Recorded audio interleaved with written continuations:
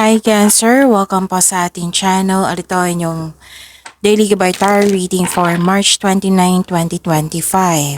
Please be reminded kung naka-resonate kayo, comment down. Kung hindi kayo naka-resonate, ibigay niyo po sa iba kasi channel reading po ito. This is for you, Cancer, ngayong March 29, 2025.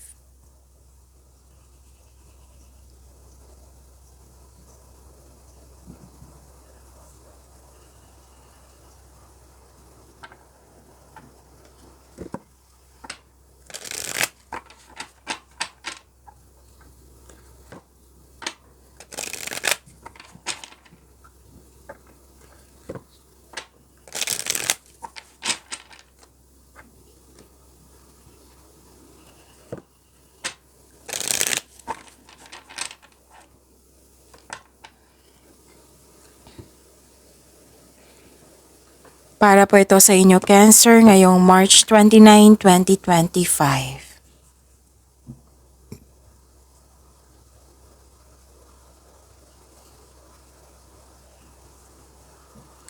Maraming salamat po sa inyong patuloy na suporta at maraming salamat din po sa mga hindi nag-skip ng ads. Gamitin ang reading na ito bilang gabay lamang sa mga hindi pa nag-subscribe. Subscribe na po kayo at click bell notification para malaman nyo na may bago tayong video. Para sa mga gusto magpa-reading po, may lumabas dyan sa screen nyo ngayon. Panoorin nyo po at sundin ang instruction.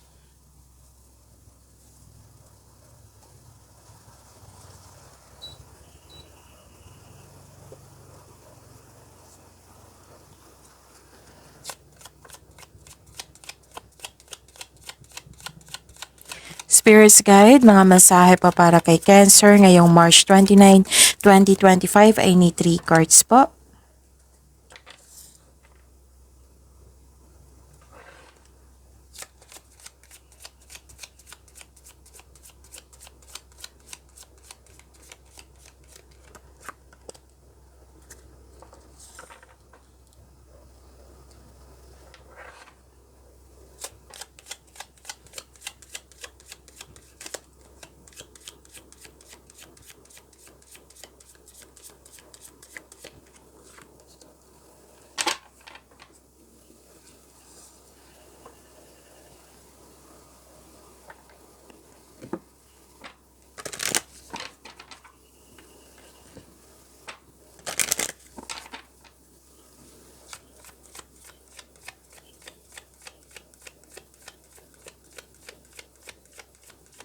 Spirits Guide, mga mensahe pa para kay Cancer ngayong March 29, 2025 ay need 2 cards po.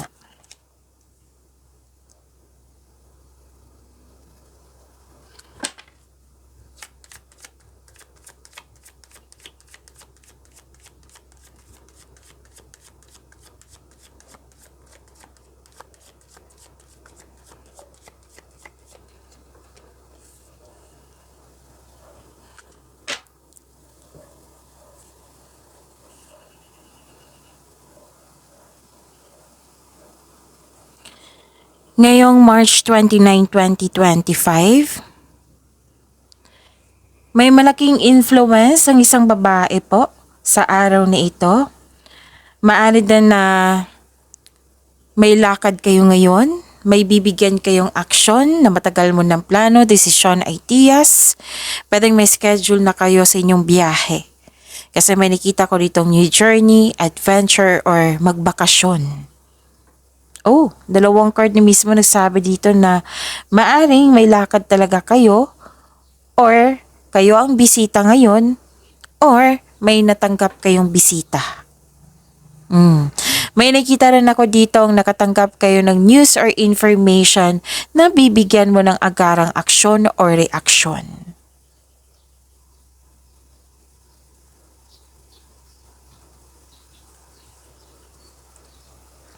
Mga mensahe po.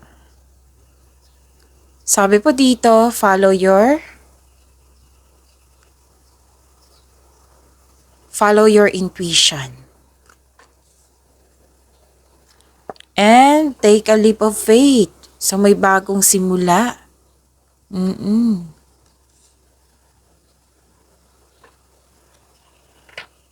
Okay. Bagong simula. So, nag-clarify siya dito. 'Di ba? May bibigyan kayo ng aksyon. This is movement. Maaring busy kayo ngayon. Dalawang card kasi nagsabi dito na bibigyan mo ng agarang aksyon. May new journey, adventure, o bagong simula. You are taking a leap of faith. No, hindi ka takot, kundi malakas ang loob mo to move forward. Gagawin mo na. Kung bahala na si Batman, basta go ako. Gagawin ko na ngayon.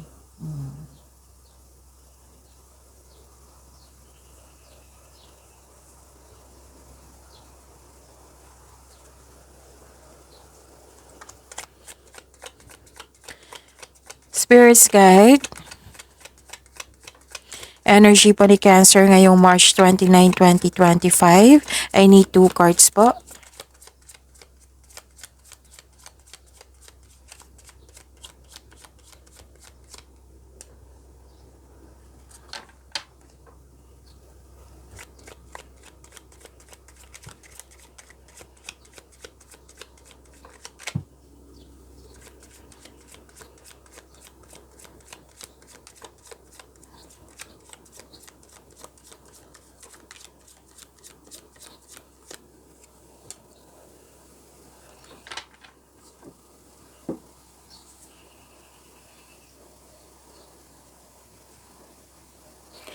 Kung may, excuse me, kung may narinig kayo or may nakita kayong repeating message, meaning to say, pinupush ng cards niyan kasi ang ilan sa inyo hindi pa binigyan ng atensyon. Like for example, nanood kayo ng March 28 at 29, may napansin kayong naulit na mensahe, meaning to say, pinupush ng cards niyo yan na kailangan yung bigyan ng atensyon na kung maaari din po bigyan nyo po na solusyon at aksyon. Remember, Cancer, at the end of the day, alam mo na ikaw lang taong may kakayahan at responsable na gumawa ng sarili mong katotohanan at kinabukasan. So ano yung energy ni Cancer?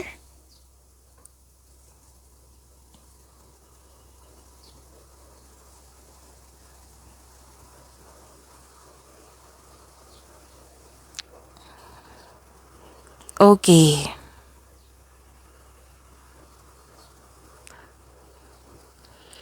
Nagkaroon ng delay. Pwedeng delay sa travel ito or delay sa matagal mo nang hinintay. So, ang kailangan po dito, mag-slow down kayo at i-exercise nyo yung patience nyo. Pwedeng nakatanggap kayo ng mensahe na hindi nyo nagustuhan. Pwedeng itong delay na ito. So, these delays are divinely timed para i-highlight ito na magkaroon kayo ng importanteng realization bago dumating itong delay na ito. It might be para magamit nyo sa tama po yung delay na iyon. May ipaparealize muna sa iyo. Something you need to recognize bago mo ito matanggap. So, sabi po ng card dito na enjoy mo yung process habang hinihintay mo ito. So, instead na magalit, ma-disappoint, mainis, instead nang dahil sa delay, i-invite nyo yung inihintay nyo. I-invite nyo po. I-invite mo itong na-delay, tapos i-pray nyo na darating na ito sa tamang panahon. I-ask nyo yung intuition kung ano yung dapat ma-realize mo para dumating na ito. Oo. So instead na may inis, i-invite nyo. I-mention mo to, sana dumating ka na, at sana'y ma-realize ko na ang dapat ma-realize ko. Kausapin nyo po yung intuition nyo. Now, kasi may sinabi dito na follow your intuition. Tapos, 'di ba yung delay kasi bibigyan mo siya ng action, movement. Andito, follow your intuition and take a leap of faith, right? So nag-clarify din siya dito sa inyong tarot cards kasi this is oracle cards eh. May sinabi din dito, it might be okay. So bagong simula ito. Okay, i-enjoy mo po yung process ng paghihintay. Huwag kayong mag-focus sa outcome para hindi kayo mainip. Kung pwede po. Pwedeng excited kayo sa pagdating nito kasi I believe this is expectation eh. So instead nga mainis kayo, i-invite nyo. Kasi kasuhin nyo kung ano yung dapat ma-realize nyo, di ba? Follow your intuition. Now, kung bago kayo dito na hindi nyo pa alam kung paano mag-connect sa inyong intuition, i-search nyo po sa Google on how to connect to your intuition kasi marami pong paraan yan. Siyempre, sa legit na website po.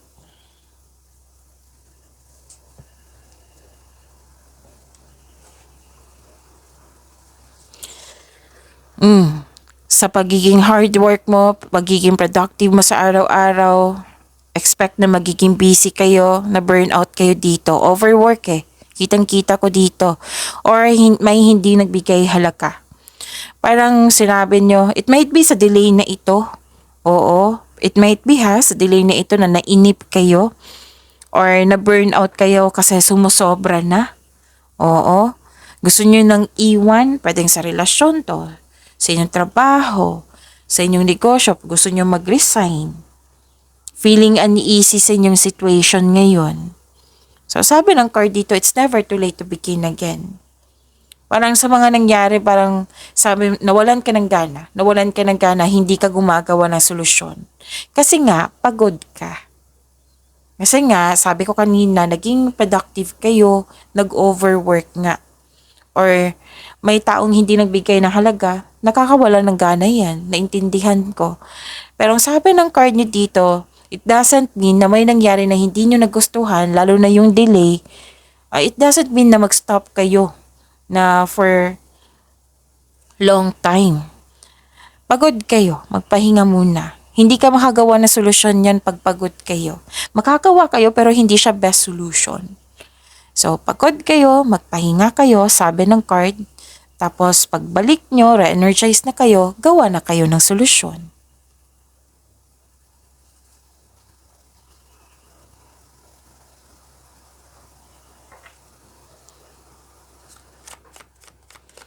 Spirits Guide, Career and Money po ni Cancer ngayong March 29, 2025. I need 2 cards po.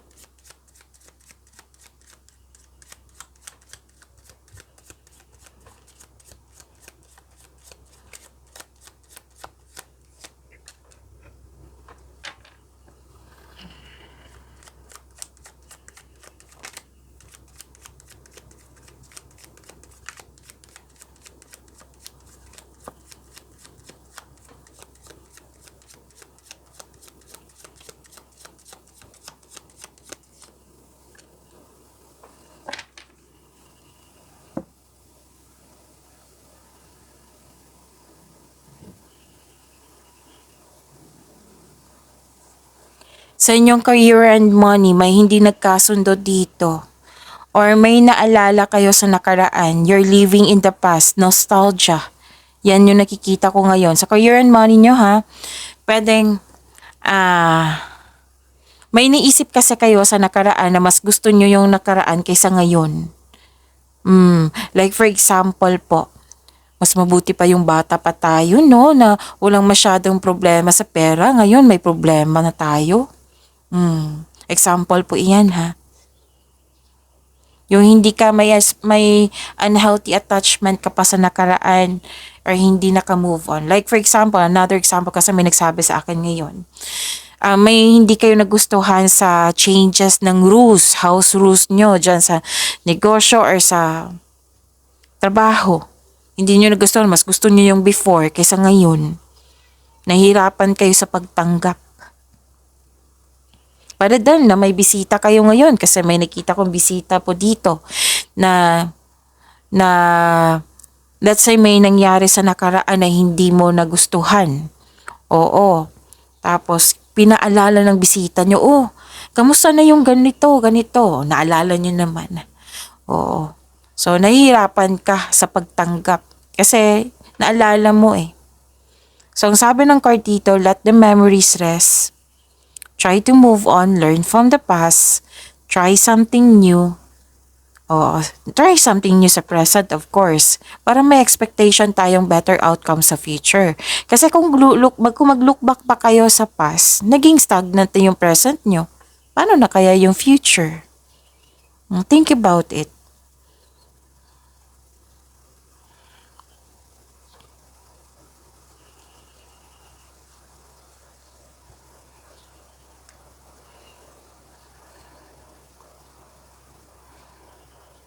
Okay, may nakita ko ditong hindi nagbigay ng halaga na naman. This is a repeating message. May nakita kong selos dito at insecure. Or hindi niya pinapakita ang kanyang true self. Kaya mag-ingat kayo sa taong ito. Pwede din nakaramdam kayo ng insecurity kasi nakita ko dito, some of you, walang time sa sarili. Kaya take time to pamper yourself, bigyan ng oras sa inyong sarili. 'Di ba kasi nag-overwork kayo, 'di ba sabi kanina, take time for yourself, balansehin na ang oras.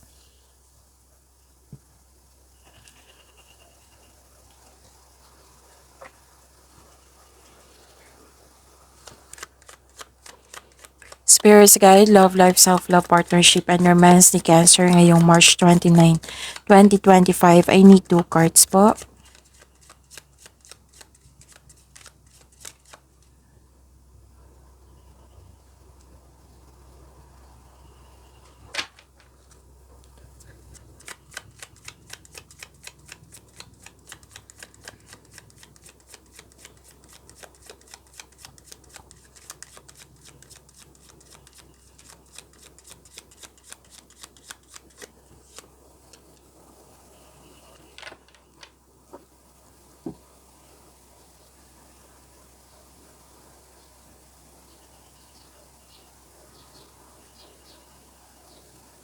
Maraming salamat po sa inyong patuloy na suporta at maraming salamat din po sa mga hindi nag-skip ng ads. Gamitin ang reading na ito bilang gabay lamang. Okay, maraming salamat din po sa mga hindi nag-skip ng ads. Okay, may nakita ako dito naging impatient po. Kailangan ng konkretong plano.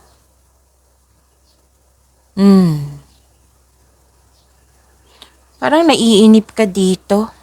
Babilis ang pagkilos. Sabi, parang hindi ka na, anong tawag nito? Hindi ka nagkaroon na, hindi uncomfortable kayo. Oo. Gusto mong may malaman. Gusto mong may mangyari. Gusto mong gumawa ng action agad na yung pinarush. Oo. So, sabi po ng card, gusto mong may malaman, mas nangibabaw talaga dito. So, sabi dito, dahan-dahan lang kayo at magsaliksik. Pwede din may hinihintay kayong tao na gumawa ng hakbang bago ka kumilos. Sa mga single to ha, whether single ka man, may relasyon sa buhay mag-asawa. Pwede hindi kayo nagkaroon ng pagkakaunawaan ng dahil sa lack of planning. Naging impatient.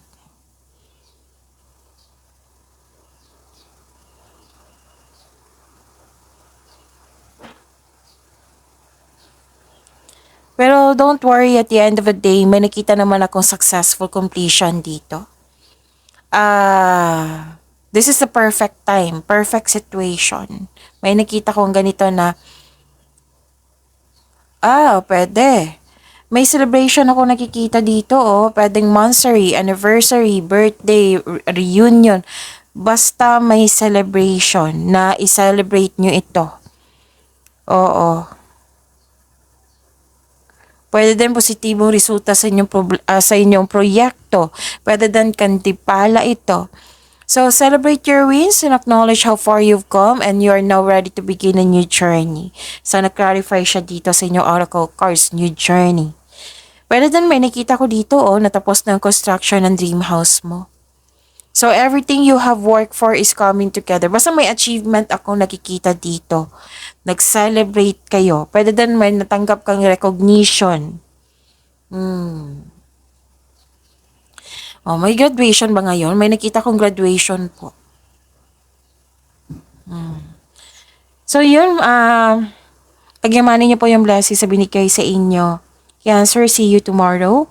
Please like, subscribe, and click po button for notification para updated po kayo sa daily tarot reading natin. Maraming salamat.